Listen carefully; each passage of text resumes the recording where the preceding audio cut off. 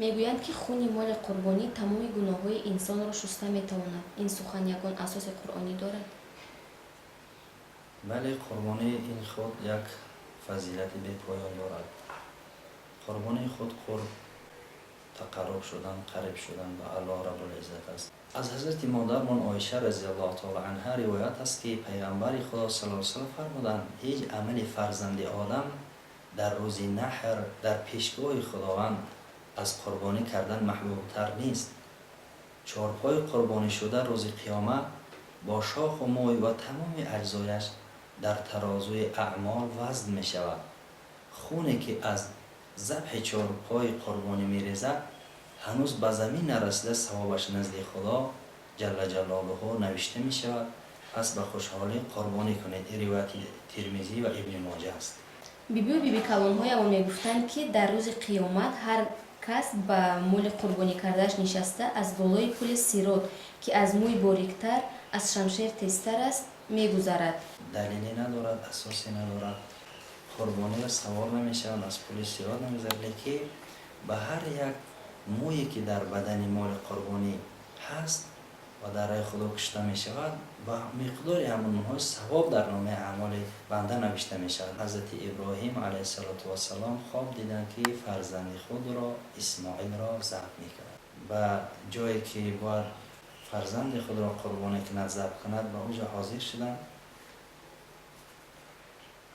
кори ҳазрати Иброҳим ва Аллоҳ Раббул Иззат бисёр хуш омад, ки ин дӯсти ман бозам аз имтиҳон комёб шид, аз имтиҳон гузашт. ба хотире ки фарзанди худро қурбонӣ накунад, барои он аз ҷаннат ба воситаи ҳазрати Ҷабраил алайҳиссалоту вассалом гӯсфанд рой кард. аз ҳамон замон қурбонӣ барои чӣ мо шумо воҷиб гардид. аз замони ҳазрати Иброҳим алайҳиссалоту вассалом. ҳар як инсон вазифадор аст, ки қурбонӣ кунад. ҳар як инсон албатта вазифадор нест. нафарое ки соҳиби нисоб ҳастанд, моли онҳо ба закот мерасад, онҳо чи аст, дар гарданшон воҷиб мешавад, ки қурбонӣ кунанд. моли қурбонӣ бояд чӣ гуна бошад? моли қурбонӣ бояд моли солим бошад, моли фарбеҳ бошад, моли тоза бошад, ягон иллат набошад дар вай. аз бӯзу гӯсфанд аз 1 сол боло, агар 6 моҳаву 7 моҳа 8 моҳае ки бошад, бачени 1 сола гӯшту пӯст дошта бошад, фарбеҳ бошад, тоза бошад, аз он мешавад. аз гов аз 2 сола боло мешавад, аз штур аз 5 сол. бояд моли қурбонӣ беайб бошад, чашмош чӣ бошад, айб надошта бошад, шох шикаста набошад, думи бурида набошад, сеяки зиёд гӯшаш бурида набошад, дар о айб дида нашавад, мол қурбонӣ карда мешавад. одамони камбағал метавонанд, ки бо мурғ қурбонӣ кунанд? ако дигар барои одамое ки ғайри нисоб аст, нисоб менависад, камбағал ҳастанд, онҳо худ муҳтоҷанд, ки қурбонӣ хӯранд.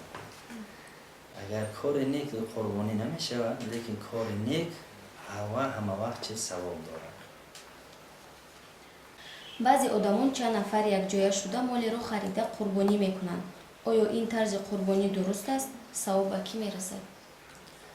бале, якчанд нафар ҷамъ шаванду аз гӯсфанду буз намешавад, лекин як аз штур ёки аз гов то 7 нафар дар як шутур ёки дар як гов муштарак мешаванд, ки 7 нафар як гов аз 2 сола болоро мехаранд, қурбонишон ба ҷо меяд. гова забт мекунанд, гӯшти ҳамро 7 тақсим мекунанд. ёки штур бошад, албатта чи қурбониро дуруст мешавад.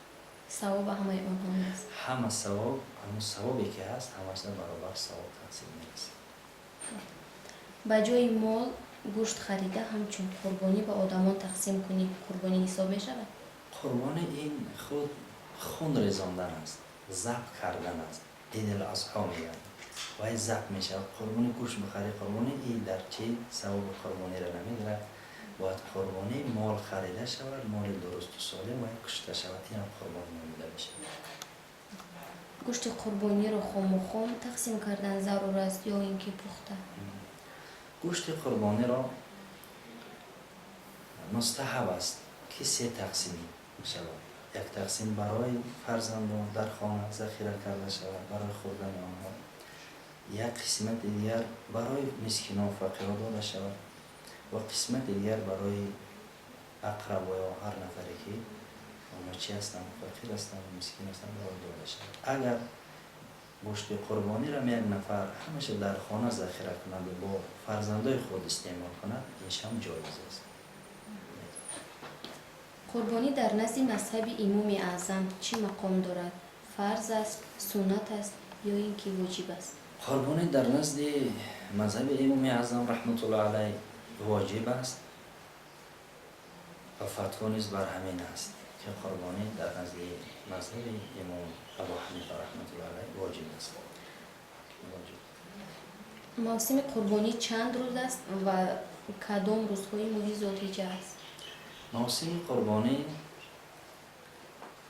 در روزهای دهم، یازدهم، دوازدهم ماه ذوالحجه است. 3 روز البته انسان میتواند که قربانی را به جا بیاورد. شخصی به سبب در روز گوسفند را ذبح کرده نتواند، میتواند در شب انجام دهد. در شبهای این مدت قربانی کردن جایز است ولی روزانه ذبح کردن اولاست. در یک خانه چند برادر صاحب نصاب زندگی میکند. اگر یک نفری آنها قربانی کند از سر دیگرانش ساقی میشود؟ اگر در یک خانه چند نفری اگر زندگی کنند از برادرها همش صاحب نصاب باشند، آنها باید هر یک براست خود قربانی کنند. اگر یک نفر کنند از دیگر گردن آنها ساقط نمیشود. باید هر یک نفرش صاحب زکات است، برادرها براست خودشون باید مال قربانی کنند. برخی از مردم میگویند که اگر یک سال قربانی کنی هر سال به گردنت واجب می شود. آیا این عقیده درست است یا نه؟ این عقیده درست نیست. اگر این سال صاحب زکات است، نفر صاحب زکات است، میتواند قربانی کنند. اگر سال آینده اگر او صاحب زکات نباشد، قرضدار شود یا که پولش به نصاب نرسد، با واجب نمیشود گردن را. این عقیده درست نیست که یک نفر یک سال هر سال در گردنش قرض واجب می شود. این عقیده درست نیست. اگر صاحب نصاب باشد میکند، اگر نباشد نمیکند. در قربانی کدام حیوان ها کشته می شوند و باید به کیها تقسیم کرد؟ در قربانی تنها از چارپایان خانگی باید کشته شود، یعنی شتر، گاو، میش و بوز و گوسفند. اینها درست است باید از این شود. ذبح کردن حیوانات وحشی در قربانی جایز نیست. فقط قربانی از حیوانات خانگی و مال فردی باشد، سالم باشد، بی‌نقص باشد و این گوشت اینها را به مسکینان و فقیران داده می شود و فرزندان خود و خیشتن و همسایه‌ها تقسیم می کنند. این چیز درست نیست.